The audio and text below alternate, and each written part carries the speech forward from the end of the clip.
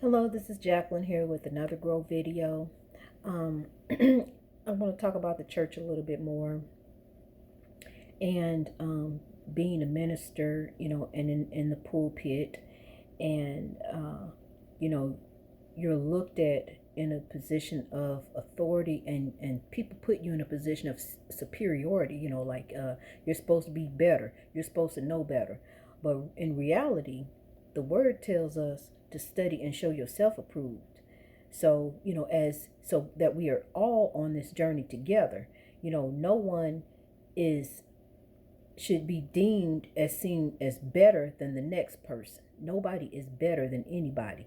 Some of us have bigger platforms, some of us have smaller platforms. But when we leave this earth, nothing that we got is going with us. So nobody really is better than anyone. and I don't profess to have all the answers, but I have all the answers that I needed to get my life right. And I suspect that many of you are going through a lot of the same things that I went through. And I would like to help you bypass some of those detours to get to the glory, to get to the desires of your heart. We all want that. So in my teachings, I would like to show you how to begin with yourself and evolving yourself, evolving the way you think about yourself, evolving the foods that you put into your body, because that also contributes to the way we think about ourselves. Certain foods are not good for us, really. Um, Fast food, like, certain fast food, cheeseburgers, all that stuff, that's not good for you. It's not healthy. It has really no nutritional value, and it's something that's just empty calories. So just begin to think about your way of eating, your diet, what you put in your body.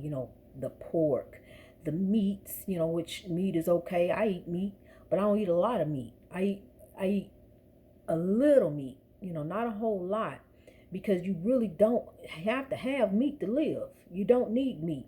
And the ancient Africans didn't live on meat. And I'm trying to get in much and in as much touch with my African ancestral side, along with the, because it's a beautiful journey that God has me on. I want to be as close as I can to God, as close as I can to my African ancestry, learning about my history, learning about our traditions, our customs, and incorporating that in my spiritual world, in my daily life, and it has brought me so much joy so far. Um, it's mended my marriage, it's mended my relationship with my daughter. It's opened up my way of thinking, because at a time when I was her age, I couldn't say, I wasn't allowed to express myself. If my mother said, "Well, Jackie, go do something," I had to go do it. I didn't say, "Mama, I don't really, I'm tired, or my back hurt, or I don't feel like it," or, "Mom, do you mind doing?" I couldn't say nothing like that. I get slapped. All respect to you, mother, love you. But anyway, you know what I'm saying is, we have to begin to change our way of thinking. It all goes back to that.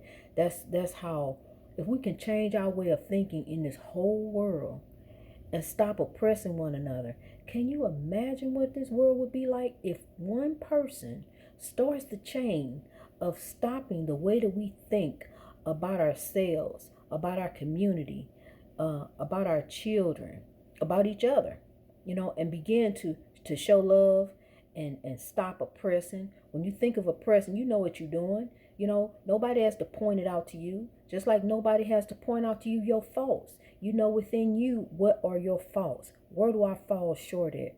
Where can I meet to get my glory? Where can I piece myself back together and begin to be whole again, and begin to be the woman or the man that God has called me to be?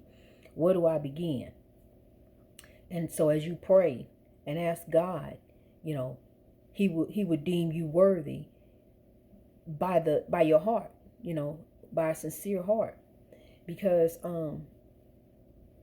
he just The God that I know, you know, it's not a journey. Like when you go to church and you trying to get off drugs, or you trying to stop drinking, or whatever it is you trying to let go of, and in your spiritual world, when you get in church, it's not a process.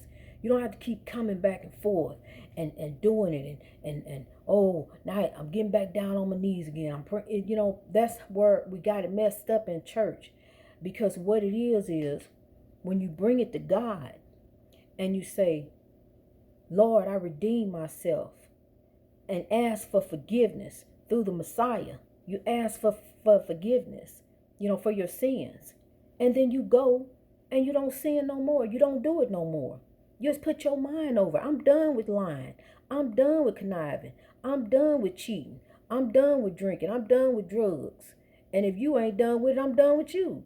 So, you just have to put your mind over that. So it's not even people, place, and things, because you are in control of you, who you put yourself around. So if you choose to go be around Joe the wino, and Joe the wino may want you to go there with him, why would you go there and be with him? You need to go put yourself around people who want to be something, who trying to get somewhere in life, who have goals. If you don't have no goals and you don't set no goals, and you don't want nothing out of life, yeah, you're going to go down there and hang out with Joe the wino, because y'all got something in common. So you got to get something in common with people who are like-minded, who want something in life, and who have beaten that battle. Okay, let's on to the next one, Lord. What you got next for me? I'm ready. I'm ready. I'm a soldier. I'm going in. I'm a soldier, in the army of the Lord. So that's how we got to think about life. We got to go in as soldiers. We got to go in with the armor, the full armor of God. That whole armor that the word talks about. We got to go in suited up, suited and booted, and be prepared for the battle that God got for us. Because we're going to overcome. We're going to overcome because God give us something great to use to overcome, which is our mind. He give us our mind and that desire, and we suffer through and persevere and develop our character and bring about that hope, So I just, I'm just hoping to inspire somebody. That's all I want to do, is inspire somebody, because I am in great awe and appreciation, gratitude for the people before me, for those who showed as I stand on, who have helped me, and there have been many people who have helped me, many people.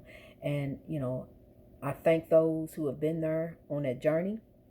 I thank those who continue on with the journey with me. I really thank you if you are getting ready to implement some changes in your life and get back on track with God.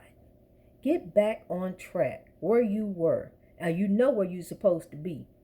You know where you're supposed to be in this body, and we need you. So come on, let's grow. I love you.